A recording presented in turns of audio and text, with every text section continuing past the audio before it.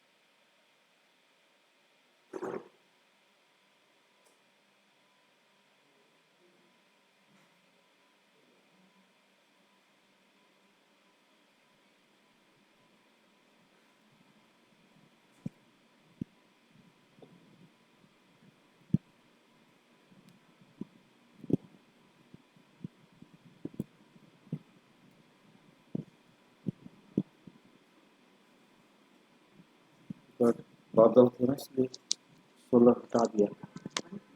बादल थे ना, मैंने तो सोलर भरेगा नहीं, उसको बंद कर रखा था। अब बिजली चली गई तो सोलर चालू कर दिया ना।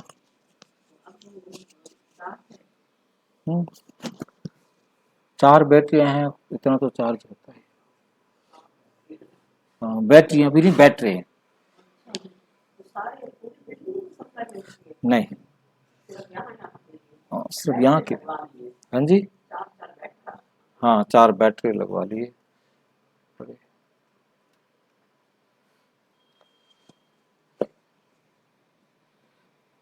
अभी तो छोटे लगवाए हैं, पहले 8 बैटरी थे। हाँ जी,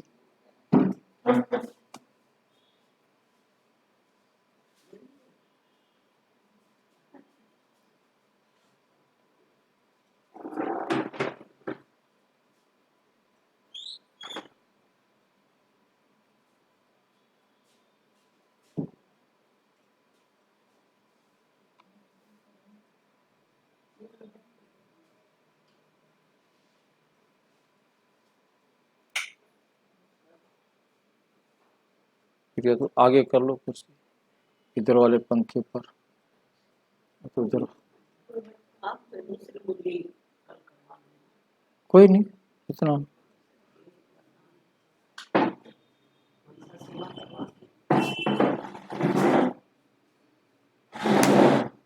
ओम शांति। हम मनसा सेवा पर मनन चिंतन करते हैं। तो आज का विषय है प्रकृति की मनसा सेवा।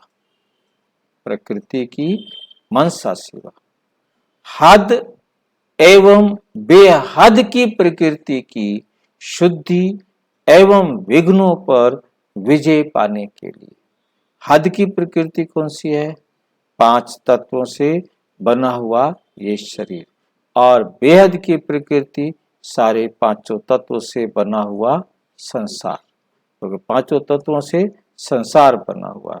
तो हद की प्रकृति के भी से कैसे मनसा सेवा करें, और बेहद की प्रकृति के लिए भी मनसा सेवा करके विघ्नों पर विजय पाने के लिए मनसा सेवा। 18 जनवरी 1988 को बाबा ने समझाया, सेवा के महत्व को जान, सदा कोई ना कोई सेवा में बिजी रहो। ऐसे नहीं कि कोई जिज्ञासु नहीं मिला तो सेवा क्या करूं। सारा दिन मैंने कोशिश तो की, कोई जिज्ञासु नहीं मिला, कोई प्रदर्शनी नहीं हुई, कोई भाषण नहीं हुआ, तो क्या सेवा करूं। नहीं, सेवा का फील्ड बहुत बड़ा है। कोई कहे हमको सेवा मिलती नहीं, कह नहीं सकता। कोई कहे कि हमको सेवा नहीं मिलती, कह नहीं सकता। वायुमंडल को बनाने में कितनी सेवा रही हुई है। प्रकृति को भी परिवर्तन करने वाले हो, तो प्रकृति का परिवर्तन कैसे होगा। प्रकृति का परिवर्तन कैसे होगा।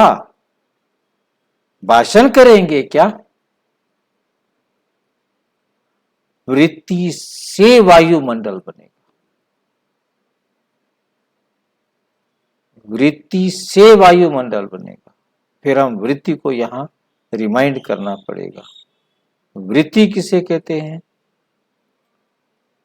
हमारे सारे संस्कारों को मिलाकर जो अभिव्यक्ति होती है वो वृत्ति है।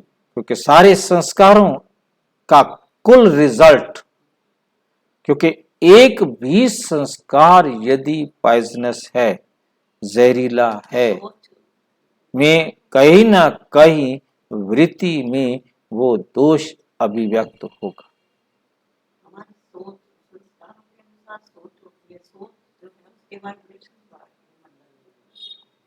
वृत्ति मतलब संकल्प तो देखो एक हाथ में आ जाता है ना।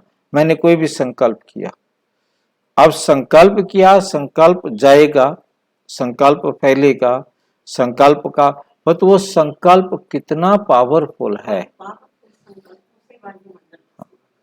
तो पावरफुल संकल्प में यदि हमारा कोई संस्कार कमजोर है तो हमारा संकल्प पावरफुल नहीं बनेगा।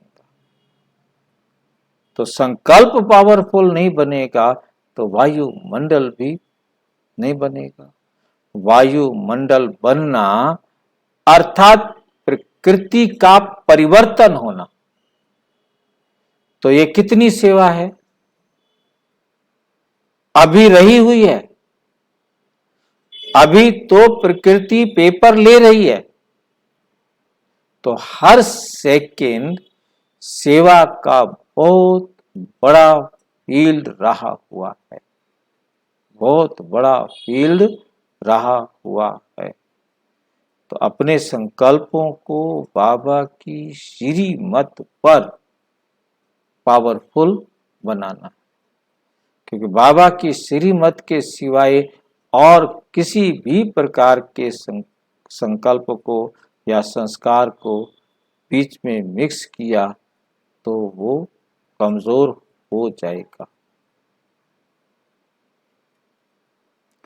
15/11/89 व्यक्तियों को तो बदलना ही है, बदलना है ही, लेकिन साथ में प्रकृति को भी बदलना है। प्रकृति को भी बदलना है। प्रकृति को मुख का कोर्स नहीं कराएंगे, प्रकृति को कोई मुंह से भाषण तो नहीं करेंगे ना। व्यक्तियों को तो कोर्स करा देते हो, व्यक्तियों को क्या करते हो, कोर्स करा देते हो, लेकिन प्रकृति को कैसे बदलेंगे। वाणी से या साइलेंस की शक्ति से, शांति की शक्ति से, योग बल से। योग बल क्या होता है हमारा, बाबा की श्रीमत पर चलने के अनुभवी जितने होते जाते हैं उतना बल बढ़ता जाता है। 23 दिसंबर 1993 को बाबा ने बताया, अपने श्रेष्ठ वाइब्रेशंस द्वारा, शुभ भावना, शुभ कामनाओं द्वारा परिवर्तन कर रहे हो। मनुष्य आत्माओं को वृत्ति से चेंज करना है और प्रकृति को वाइब्रेशन द्वारा परिवर्तन करना। वृत्ति के वाइब्रेशन माना संकल्प, बोला हमारे वृत्ति से ऐसे संकल्प हों जिससे प्रकृति सतो प्रधान, प्रकृति सतो प्रधान हो। प्रकृति ने सतो प्रधान बनना खुद है, परंतु हमारे संकल्पों से, हमारे संकल्प उसके लिए बूस्ट का काम करेंगे, अपलिफ्ट करने का काम करेंगे।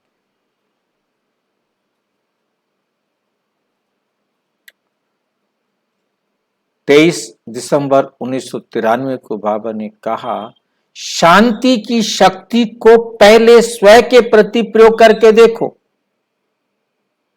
शांति की शक्ति को पहले स्वयं के प्रति प्रयोग करके देखो, तन की व्याधि के ऊपर प्रयोग करके देखो, तो शांति की शक्ति द्वारा कर्म बंधन का रूप मीठे संबंध के रूप में बदल जाएगा।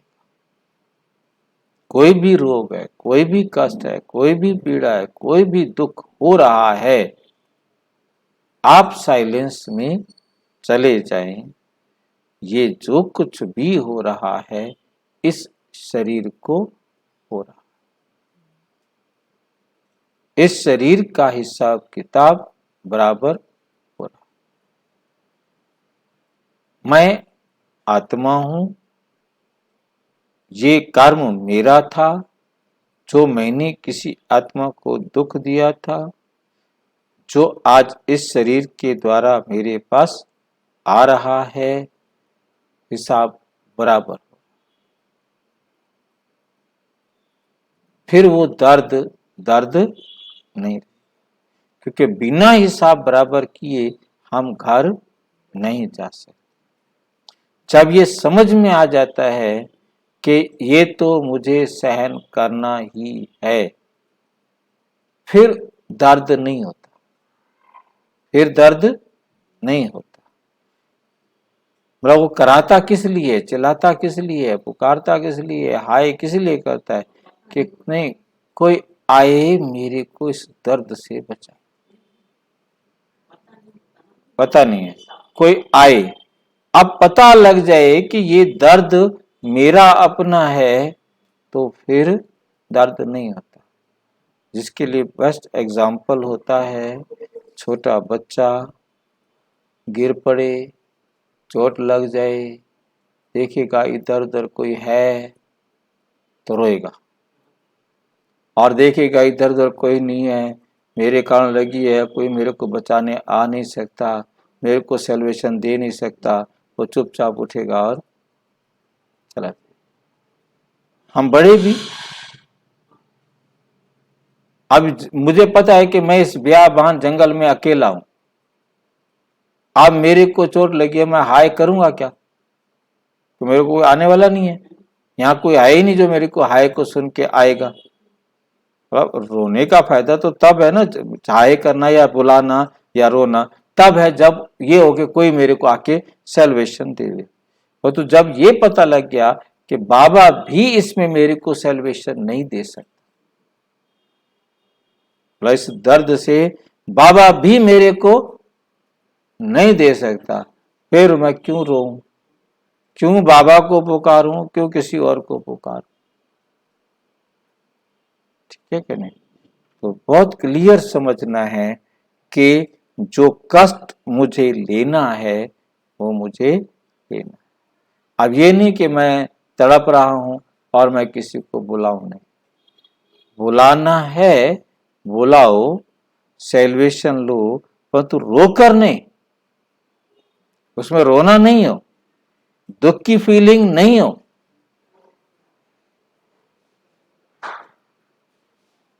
तो क्या होगा, वो संबंध के रूप में बदल जाए। बंधन सदा कड़वा लगता है, मजबूरी है उसमें। संबंध मीठा लगता है। ये कर्म भोग, कर्म का कड़ा बंधन साइलेंस की शक्ति से पानी के लकीर के समान अनुभव होगा। दर्द आया है जैसे पानी में लकीर आई और चली। भोगने वाला नहीं, भोगना भोग रही हूं ये नहीं, लेकिन साक्षी दृष्टा हो, इस हिसाब किताब का दृश्य भी देखते रहेंगे। इसलिए तन के साथ साथ मन की कमजोरी, डबल बीमारी होने कारण जो कड़े भोग के रूप में दिखाई देती है, वे अति न्यारा और बाप का प्यारा होने के कारण डबल शक्ति अनुभव होने से कर्म भोग के हिसाब की शक्ति के ऊपर ये डबल शक्ति विजय प्राप्त कर लेगी, विजय प्राप्त कर लेगी। बीमारी चाहे कितनी भी बड़ी हो, लेकिन दुख व दर्द का अनुभव नहीं करे।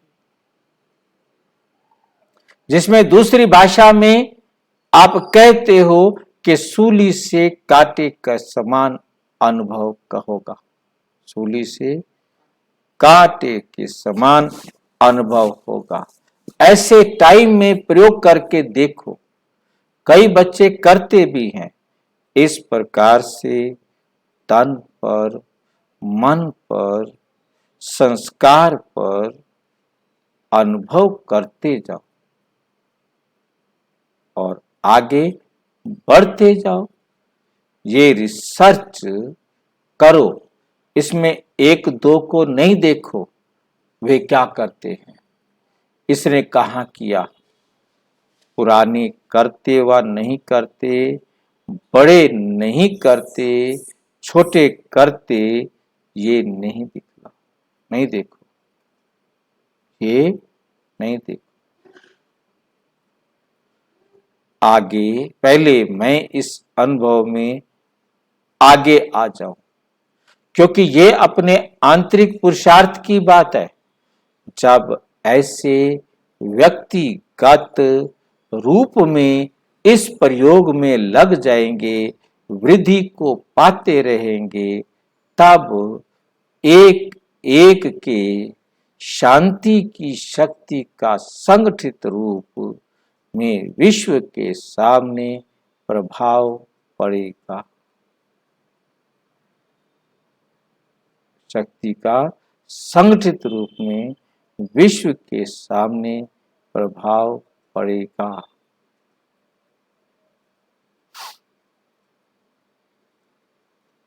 अच्छा, ओम शांति। और विस्तार से जानने के लिए प्रजापिता ब्रह्मा कुमारी ईश्वरीय विश्वविद्यालय के किसी भी सेवा केंद्र पर संपर्क करें। और यदि कोई प्रश्न है तो 9213106986 पर केवल टेलीग्राम करें। 9650692270 पर केवल व्हाट्सएप करें, फोन नहीं। ओम शांति।